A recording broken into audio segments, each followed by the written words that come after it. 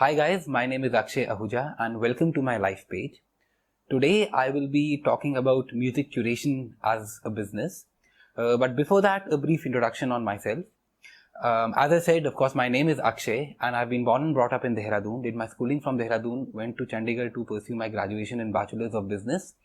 The moment I completed my graduation, I was placed in Google, worked in Google for good 4 years, learned a lot about digital marketing and strategy building out there.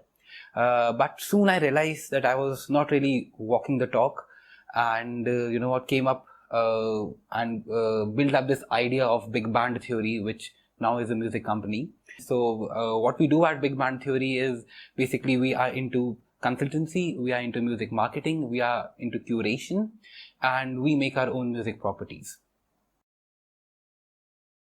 Right, curator as a basic terminology would define what a person is trying to do with art, like, because we are a music curator. So what we basically do is we go to different venues, all right, and we tell these venues that, you know what, boss, you take care of your business and let us take care of the live music that happens here. Then we go to these set of artists and we tell them that you take care of your art and let us take care of the business.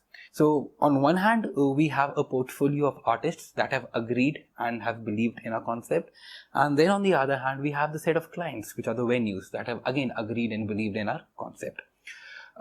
What we only do right now is we match these people. So artists that fit into different kind of venues, we just try and program them out there. So as curator, what one needs to do and understand is that what kind of art or what kind of music would fit into what kind of space. I think that is the one definite and absolute key of being a good curator. The first thing that I would like to talk about is music business. Music business as a concept is, at this particular phase, it is getting a little popular globally right now, because people are kind of trying to understand what exactly are those elements that are making business or that are making music popular. What is exactly the difference between a very popular artist and not so very popular artist. These are the things that the music business as a term and topic can really tell you a lot about. The first and the most critical skill set that you need to be a curator is you have to be a multitasker.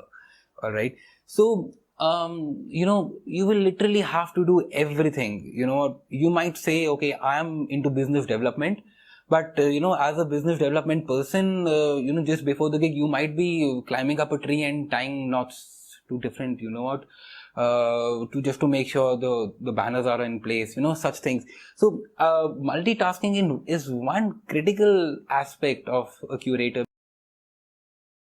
So one of the biggest positives is the overall personality development. As a curator, you're talking to the artist that has a very different set of mind. They're talking about art, they're talking about nature, they're talking about love, they're talking about breakups, they're talking about everything. And then you meet the business owners who are talking about monies, who are talking about their space, who are talking about the ambience, who are talking about the kind of place they want it to be, who are talking about stuff like what it was and what it is now and how they want it to be.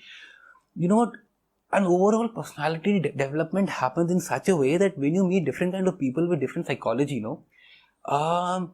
you pick up the positives and the negatives from all these people. I think one of the biggest challenges that any startup would face is definitely the lack of finances.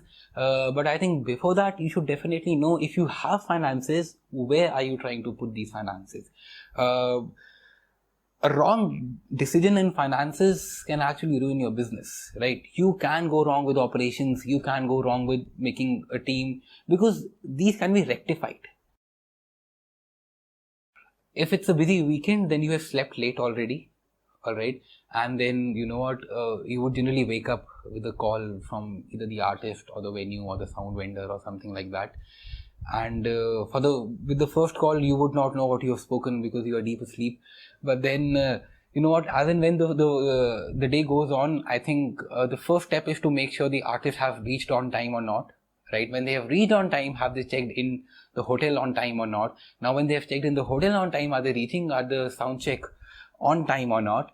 When the sound check is done, you have to make sure the interim that you have, the span of time that you have in between of the end of sound check and starting, of the gig is enough for them to get freshen up, to eat food, so that they look all good and charming on the stage, So when the flow of events start, when the actual gig starts, then, it's all about making sure the sound is right, making sure the breaks are happening on time, making sure the gig is happening, as what we have scheduled and planned for.